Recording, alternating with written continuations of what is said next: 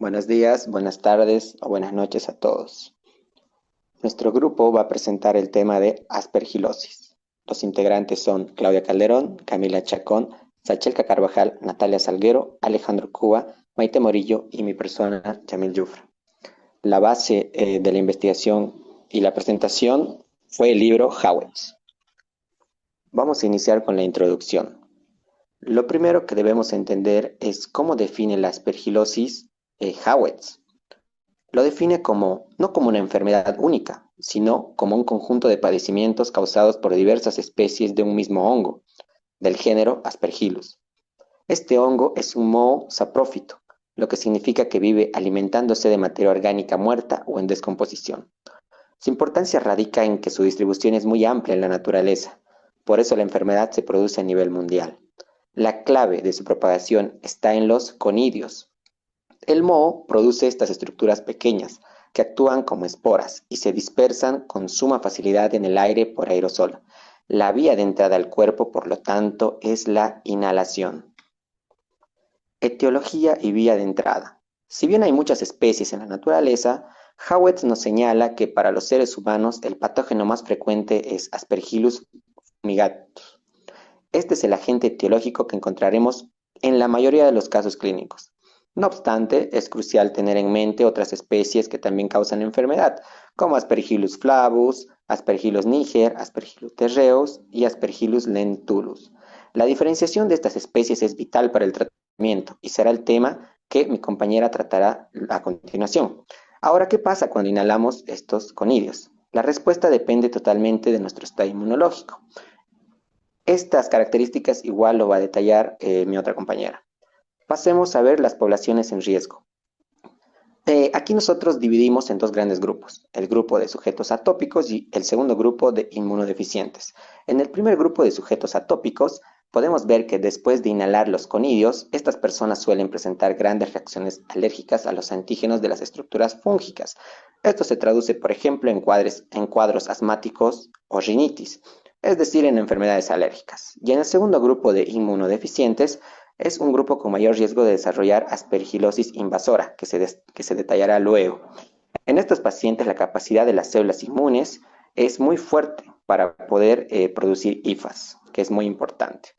Como podemos ver, el destino del conidio depende del estado inmune, pero para poder identificar al invasor y diagnosticar correctamente, es imprescindible estudiar su estructura, que explicará mi compañera a continuación.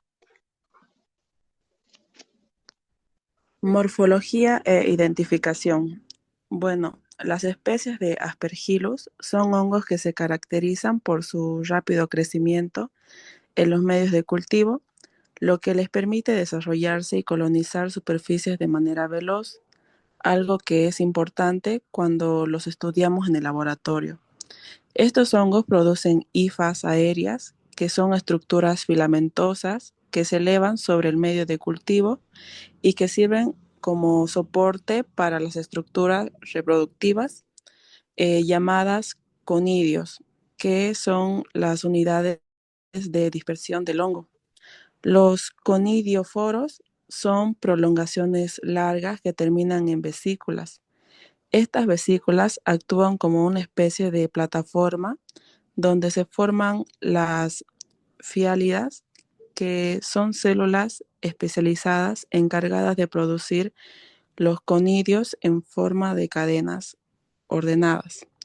Cada especie de Aspergillus tiene características morfológicas propias, por ejemplo, el tamaño de los conidios, su forma, la textura de la superficie y el color, que pueden variar considerablemente y son claves para la identificación precisa en el laboratorio. Por esta razón, la observación detallada bajo microscopio y el conocimiento de estas diferencias morfológicas son fundamentales para diagnosticar correctamente infecciones por Aspergillus y para estudios de microbiología clínica. Gracias. Ahora, continuando con la patogenia de la aspergilosis, esta comienza cuando inhalamos los conidios del hongo Aspergillus, que son partículas diminutas presentes en el aire. En personas sanas, las defensas del pulmón, los macrófagos alveolares y los neutrófilos eliminan fácilmente esos conidios. Pero cuando el sistema inmune está debilitado, como en pacientes con leucemia, trasplante o tratamiento con corticoides, esas defensas no logran controlarlos. Los conidios entonces germinan dentro de los pulmones y producen hifas que invaden el tejido pulmonar. Y en algunos casos esas hifas penetran los vasos sanguíneos, provocando trombosis, necrosis y hasta la diseminación del hongo a otros órganos como el cerebro o los riñones. Si existen cavidades pulmonares por otras enfermedades, como tuberculosis previa, el hongo puede crecer dentro formando un aspergiloma, también llamado como bola fúngica. Y dependiendo del sistema inmunitario de la persona, la enfermedad puede presentarse como una simple reacción alérgica o evolucionar a una forma grave e invasiva. En resumen, la patogenia de la aspergilosis refleja la lucha entre el hongo y las defensas del cuerpo, y el resultado depende de cuál de los dos logre imponerse. Ahora continuamos. Bueno, la aspergilosis tiene varias formas clínicas y una de las más importantes son las formas alérgicas. En personas atópicas, es decir, que tienen tendencia a desarrollar alergias, el contacto con los antígenos del aspergillus hace que el cuerpo produzca anticuerpos del tipo IgE, lo que puede desencadenar una reacción asmática inmediata. En otros casos, los conidios del hongo llegan a germinar y las hifas colonizan el árbol bronquial, pero sin invadir el tejido pulmonar. Esto se conoce como aspergilosis broncopulmonar alérgica o ABPA. Clínicamente se caracteriza por asma, dificultad para respirar, infiltrados pulmonares recurrentes que pueden verse en las radiografías, eosinofilia. Hay dos tipos de hipersensibilidad, la tipo 1 que es inmediata y la tipo 3 que es la de Artus. Además, los pacientes pueden eliminar esputo con aspergillus y tener anticuerpos precipitantes en suero. Si la exposición es muy alta, incluso una persona sana puede desarrollar una alveolitis alérgica extrínseca, o sea, una inflamación del pulmón causada por esta reacción inmune. Otra forma clínica importante es el aspergiloma. Esto ocurre cuando los conidios del aspergillus llegan a una cavidad pulmonar que ya existía, por ejemplo, en personas que tuvieron tuberculosis, sarcoidosis o enfisema. Ahí el hongo germina y forma una masa micótica dentro de la cavidad. Algunos pacientes no presentan síntomas, pero otros pueden tener tos, dificultad respiratoria, pérdida de peso, fatiga y en algunos casos hemoptisis, o sea, tos con sangre. Generalmente el aspergiloma no invade los tejidos cercanos, es decir, no es una forma invasora. Además, los aspergilos también pueden causar infecciones localizadas fuera del pulmón, como en los senos paranasales, el conducto auditivo, la córnea o incluso en las uñas, produciendo una colonización extrapulmonar. Continuemos.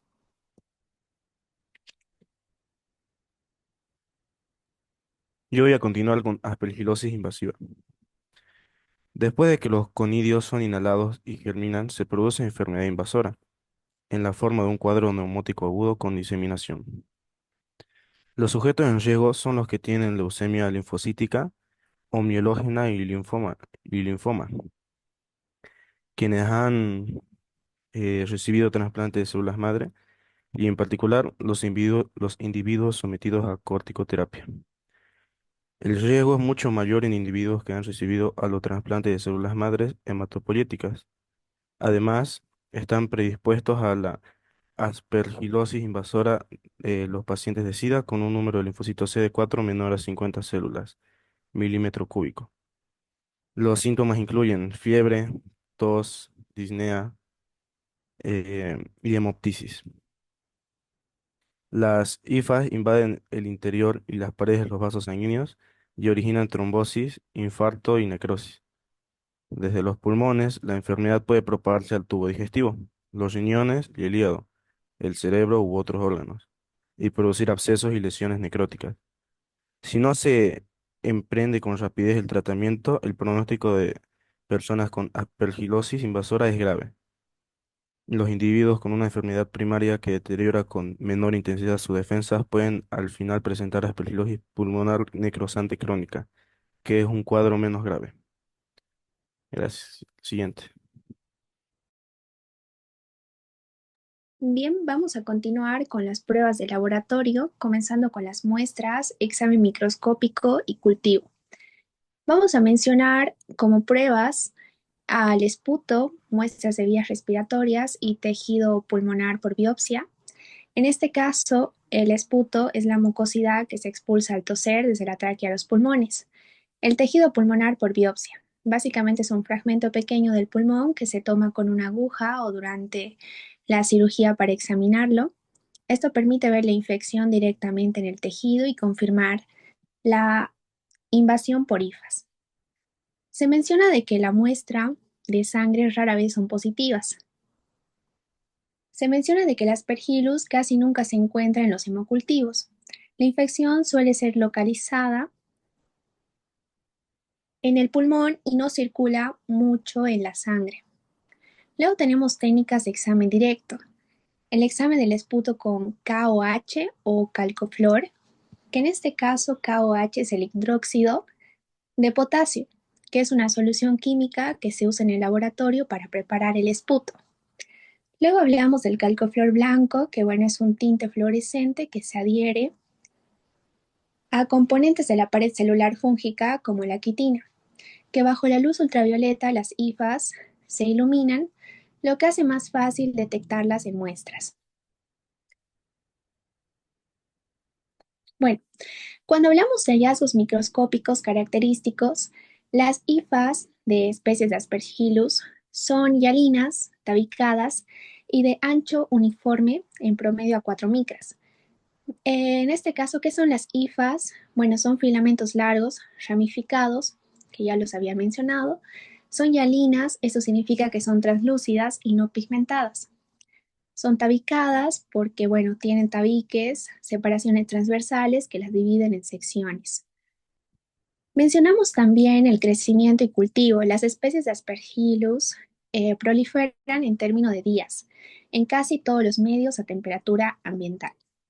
Cuando hablamos de la serología, se realiza la prueba intradérmica de precipitinas contra Aspergillus fumigatus, que bueno, es una prueba cutánea en la que se inyecta una pequeña cantidad de antígeno, que es el fragmento del hongo, en la piel para ver si hay una reacción local mediada por anticuerpos del tipo precipitina. Por lo general es positiva en más del 80%.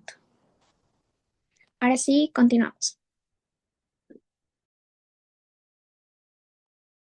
Bueno, continuando con el tratamiento, el tratamiento de aspergiloma depende de la forma de la enfermedad. En general se usa itraconazol y anfotericina B, y en algunos casos puede requerir cirugía. Cuando la infección es invasora, se necesita actuar rápido con anfotericina B en su forma lipídica o con voriconazol, que son más eficaces. En ciertos hospitales, específicamente donde hay pacientes con leucemia, se han encontrado cepas resistentes, como el Aspergillus terreus y el Aspergillus flavus, y para estos casos se usa mayormente posaconazol. En las formas crónicas o menos graves se pueden tratar con itraconazol o voriconazol, y las formas alérgicas se manejan con corticoides o cromoglicato sódico.